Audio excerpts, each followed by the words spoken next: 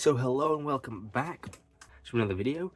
I haven't really done this type of video before, but we'll be taking a look at this. It's a very big box, so that's why it's not all in frame.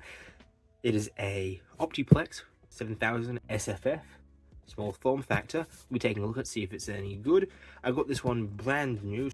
It's been opened, but it is still new.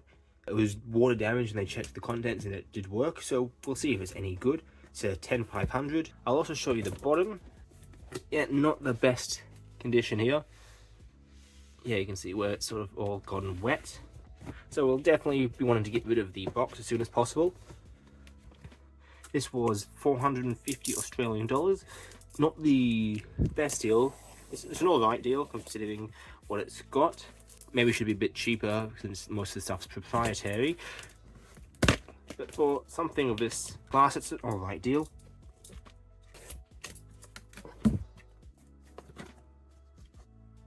So it didn't ship just in the box itself, it did also come with a plastic bag, although I've already opened that up.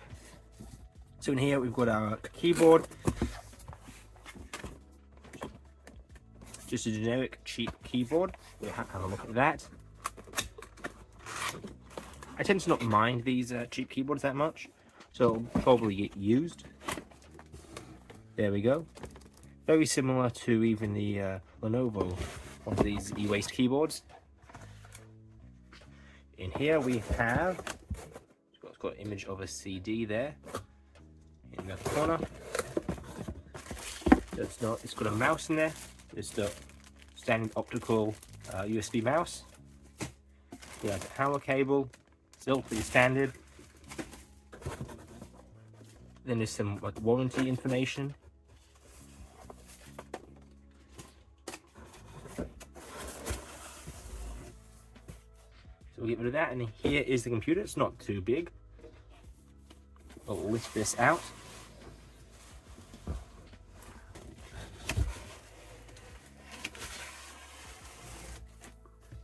So here it is in some foam. Let's take these pieces off. And here we are. So having a look, here is the front of the unit. It's a bit hard to balance in there because the PCIe cover is like one that lifts up. You can see Dell on the front. Got a disk drive. There's actually no disk drive in there. This model just got like a plate in there. You can get it upgraded with the disk drive, but this one doesn't have it. I assume that's for I/O for an SD card, but I don't think that's there either. Got headphone jack, got a disk use LED indicator, got two USBs, and USB-C, and then another USB there. There's some rubber feet on that side, same on the bottom.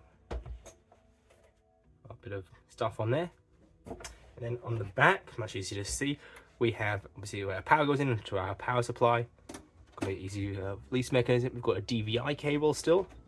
Yes, that's useful. We've got look at microphone. I'm not sure what that one is, what the green one is for. It's some 3.5mm jack. We've got display port, display port, display port. So no HDMI on this model. We've got 4 USBs, Super Cs, and then 2 regular USB powered ones. We've got our RJ45 for Ethernet. I've got 2 vacant slots here for our PCIe cards. I imagine you can probably only actually use one. So let's put this down on its side.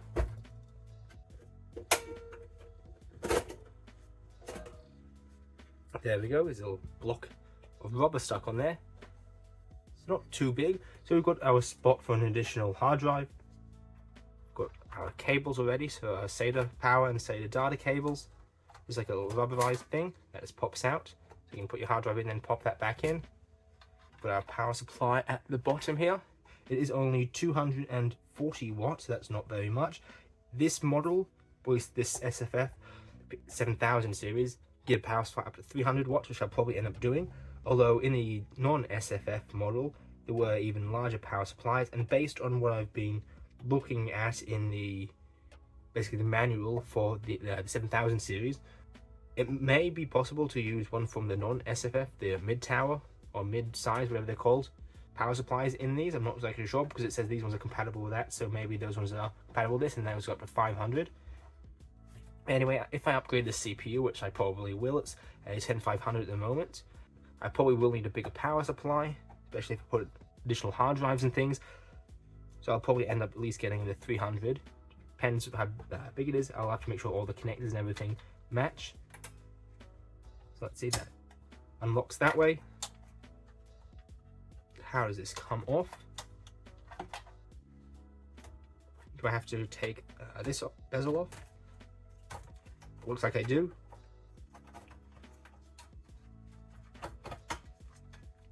Under there, and looks like in here is where we would have to install our disk drive. That is pulled off. It's just a slim disk drive, you can't fit a full-size one in here. But that really doesn't want to go back in now.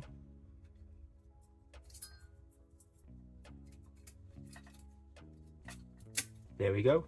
And then you have to pop off the little cover on the front. Put our connector there. So I assume this one is for the disk drive. I think I do have one of this thin size. I'm not sure whether it's completely compatible. We'll probably find at some point. We've got our 2 sticks of RAM here, nothing special.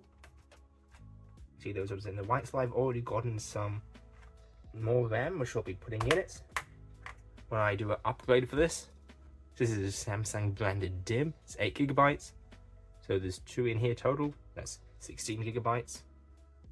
I think I'll be upgrading this with 4 16 gig DIMMs. So that'll be 64 gigs total.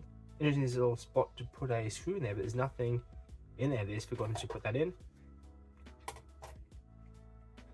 In terms of M.2 SSDs, we've got a spot there. It's a 2230 SSD. This is another spot over here, but we can replace that with a longer one. If we have it on the 2280, we can put that in there and we can just move that one to here. There's another M.2 spot there. Looks like it's another 80mm one, so we're able to put that in there. Interesting, it's got a vacant slot for a wireless card, so I don't think this one does have wireless built in then. I think it is just a wide Ethernet at the back. In terms of the power supply, it's snakes around here. We've got 2 4-pins, and we have this 8-pin here, so that looks like it is a proprietary power supply. So yeah, I definitely will have to make sure I do get one. Maybe if I put a graphics card in it, I might have to. If I want anything at least slightly powerful, I probably need to get an external power supply and use that just to power the graphics card. I don't think this will work for that, especially with such a small power supply and the proprietary connectors. So here is our fan. We've got a little shroud on there. It's a fairly low profile thing. It exhausts out the back.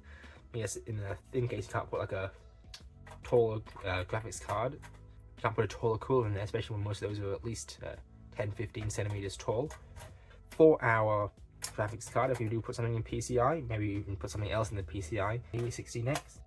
Well, interesting, there's also a connector there, or spots of connector where it's not actually populated, so I'm not sure whether there's an additional connector that you could get on there as well. And up here, something you haven't noticed, is this little thing here. It's connected. It looks like it's to detect if the side panel's been removed. So not too bad. Probably could have built something for a bit cheaper with this, at least standard components for about the same price. But it's overall not too bad. So in the future I will be upgrading this, so make sure to stay subscribed for that. At the moment I don't think I'll be putting a graphics card in it. I think I'll just be upgrading the power supply, upgrading the CPU, and then also upgrading the RAM and storage. I'll also probably put a full 3.5-inch hard drive in here as well. So I'll probably try to populate most of this, so both of the SSDs. I might even put a wireless card in here as well.